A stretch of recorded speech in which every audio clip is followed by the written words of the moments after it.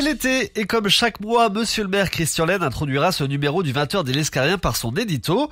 Nous ferons un point sur les travaux à venir, puis nous donnerons la parole à messieurs Duclos-Lassalle, Renon et Aladrin pour nous présenter les clubs de vélo de l'Escar. Enfin, le dossier du mois sera consacré au guichet unique Petite Enfance. Bonsoir à vous tous. Eh bien, ça y est, la Maison de la Cité ouvre dans quelques semaines. Les travaux du skatepark, du nouveau cimetière, c'est parti. Et le grand chantier sera bien sûr, à partir d'octobre, la rénovation de la cité historique de l'Escar. Tout ça, c'est après l'été.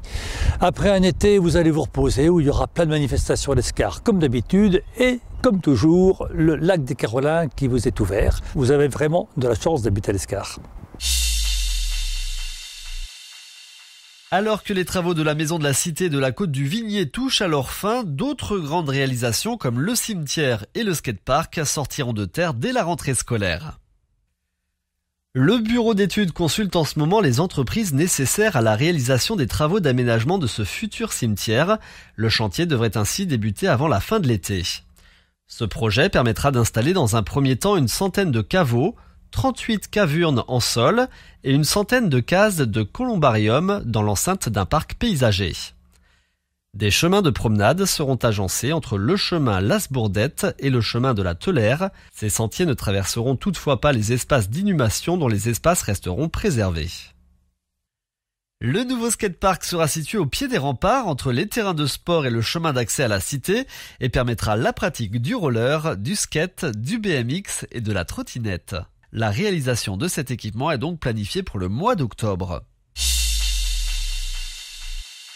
Le Tour de France est parti samedi et nous profitons de la 3e étape pour réaliser un portrait croisé des 3 clubs de vélo de la ville. Et donc j'ai le plaisir de recevoir aujourd'hui Gilbert Duclos-Lassalle qui est le président du l'Escar Vélo Sprint. Bonsoir Gilbert. Bonsoir.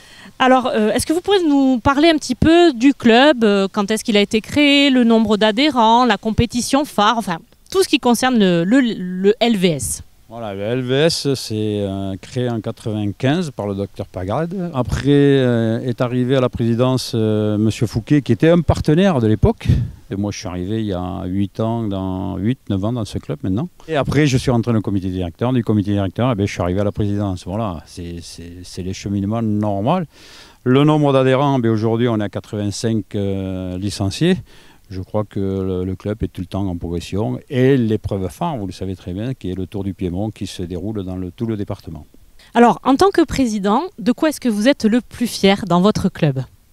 Je crois que ce qui est le plus, pour un président, ce qui est le plus fier, c'est que quand il fait des manifestations, et encore la dernière qui était la descente Artouste, qui était un support du championnat régional, c'est que la manifestation se passe bien et qu'on a les articles de presse qui tirent des éloges. À partir de ce moment-là, oui, un président peut être fier de l'équipe, des bénévoles, de tous les gens qui travaillent autour.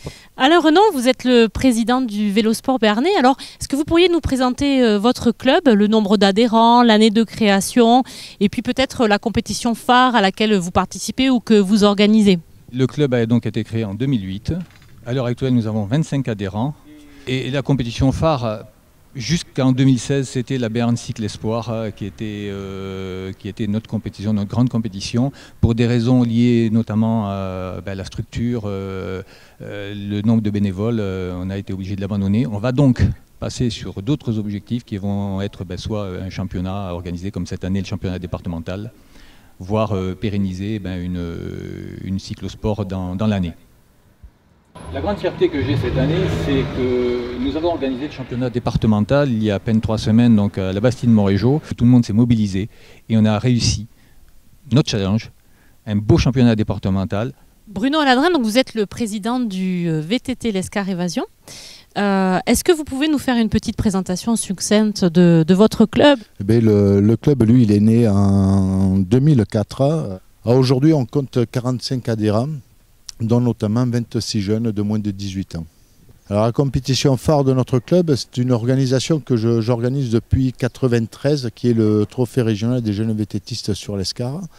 Et sur la route, depuis 2013, la Lescarienne, qui est une épreuve route ouverte aux minimes, cadets et juniors, c'est 3 courses dans la journée, et avec les écoles de cyclisme. Le plus fier actuellement, c'est de nos jeunes qui évoluent énormément, des résultats qu'ils ont fait cette année et surtout, sans les oublier, tous les bénévoles, les parents qui se sont beaucoup investis cette année. Très bien, merci beaucoup. J'ai à mes côtés Marion Sauvagnier, adjointe en charge de la solidarité et des familles, pour parler ce mois-ci des services de la petite enfance. Bonsoir Marion. Alors, comment est-ce que vous qualifieriez les services de la petite enfance à l'Escar ? Je dirais que ce sont des services de grande proximité, avec bien sûr les enfants qui sont accompagnés pendant généralement 3 ans dans les crèches, mais aussi avec les parents, en proximité avec les parents, et avec les assistantes maternelles qui sont l'autre alternative pour la garde de nos jeunes petits bambins lescariens. C'est aussi des équipes, parce qu'il y a plusieurs équipes dans le service de la petite enfance, des équipes très professionnelles à tous les niveaux. Nous avons la chance d'avoir une cuisine pour nos 2 crèches, une cuisine qui est basée ici à la Ménadère et qui donc prépare les repas pour les 2 structures d'accueil. Et puis ce sont des équipes aussi très dynamiques et investies, ce qui fait le bonheur des enfants, des parents, qui reconnaissent le professionnalisme et le dynamisme de tous les professionnels qui s'occupent de leurs enfants. Alors, pourquoi avoir choisi de mettre en place un guichet unique et quels sont les avantages pour les usagers de ce guichet unique ? Alors, le guichet unique, c'est un concept qui nous plaît beaucoup parce que c'est un concept qui simplifie la vie de nos concitoyens. Donc l'idée, c'était de simplifier le parcours des parents pour qu'ils puissent trouver ici, au niveau du RAPAM, puisque le guichet unique se situe ici à la Ménadère, il s'appelle le RAPAM, Relais Accueil Parents et Assistantes Maternelles. Ils trouvent auprès de la responsable du RAPAM des conseils, de l'information sur comment leur enfant pourra être accueilli sur l'Escar, quelles sont les démarches qu'ils ont à mettre en œuvre pour avoir un accueil satisfaisant dans les délais qui leur conviennent.